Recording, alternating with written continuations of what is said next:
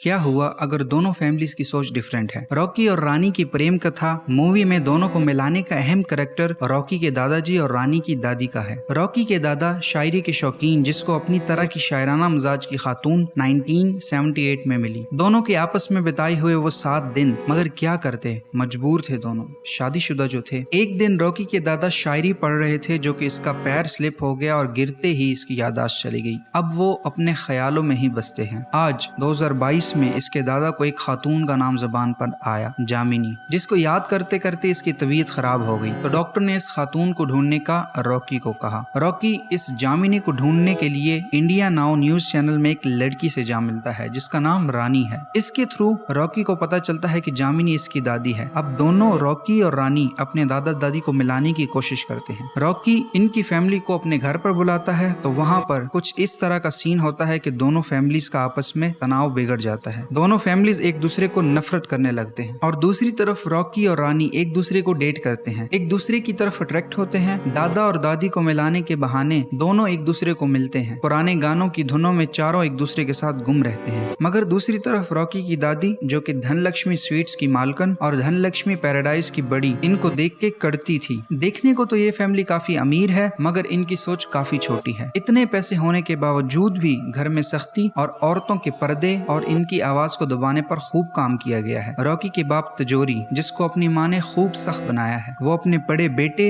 अपनी बीवी और अपनी बेटी पे सख्ती करता है। दूसरी तरफ रॉकी रानी के प्यार में अंधा हो गया था। उसने इसको बर्थडे के दिन प्रपोज करने का प्लान बनाया था, मगर रानी ने मना कर दिया। इसके बाद एक और दिन रॉकी ने रानी को प्रपोज करने की कोशिश की, मगर रानी ने ये कह के इनकार कर दिया कि वो अभी तक जानी ही नहीं, उसे शादी नहीं कर सकती। सोच काफी डिफरेंट है दोनों फैमिलीज की, जिसकी वजह से रॉकी चले जाता है। उसके जाने के कुछ दिनों में ही रानी को इसकी मोहब्बत रियलाइज होती है, तो दोनों एक दूसरे के साथ मिलते हैं। अब मसला दोनों की फैमिलीज की मुख्तलिफ सोच का होता है। रानी की दादी तो मानी होती है, मगर इसके पेरेंट्स को रॉकी अनपढ़ और जाहल गवार दिखता है। रॉकी और रानी को अपनी फैमिलीज के साथ एडजस्टमेंट और मनाने के लिए एक आइडिया आ जाता है। दोनों 3 माह के लिए एक दूसरे के घर में रहते हैं, रॉकी रानी के घर और रानी रॉकी के घर, ताकि एक दूसरे की फैमिलीज को समझ पाए। दोनों फैमिलीज की सोच में जमीन आसमान का फर्क होता है। रॉकी को खुद कॉफी बनानी पड़ती है, खुद कपड़े धोने पड़ते हैं और यहाँ तक कि सब कुछ खुद मैनेज करना पड़ता है। जबकि दूसरी साइड पे रानी को धनलक्ष्मी पैराडाइज में रॉकी की माँ और बहन की दबी हुई आवाज पर तरस आता है। वो इनको सपोर्ट करती है और इनकी आवाज बनती है। वो कुछ ही दिनों में दादाजी के साथ घुल मिल जाती है और रॉकी के माँ के गाने पे इसको थपकी देती है। रॉकी की बहन को ट्रेडिंग के लिए सपोर्ट करती है, जबकि रानी के घर में रॉकी रानी के पेरेंट्स का दिल जीत लेता है। मगर मसला फिर भी रॉकी के बाप और दादी का होता है, जो कि किसी भी सूरत में नहीं मान रही हो। जब रानी और तिजोरी के बीच में मुंहमारी काफी हद तक बढ़ जाती है, तो रॉकी अपने बाप की इज्जत के लिए रानी से ब्रेकअप कर लेता है। रॉकी अपनी माँ और बहन के साथ धनलक्ष्मी पैराडाइज को छोड़ने वाला होता है कि तिजोरी का बाप इसको बुलाकर नसीहत करता है कि घर को नहीं तोड़ा करते, और ये कह के वो चल बसता है। तिजोरी इस बात से पछता रहा होता है कि इसने अपनी पूरी जिंदगी अपनी माँ की सुनकर बाप के प्यार को ठुकराया, और जो कि गलत था। अब वो अपनी औलाद और बीवी को खोने के डर से अपनी माँ के खिलाफ जाता है, और कुछ महीनों के बाद रॉकी के पेरेंट्स रानी के घर उसका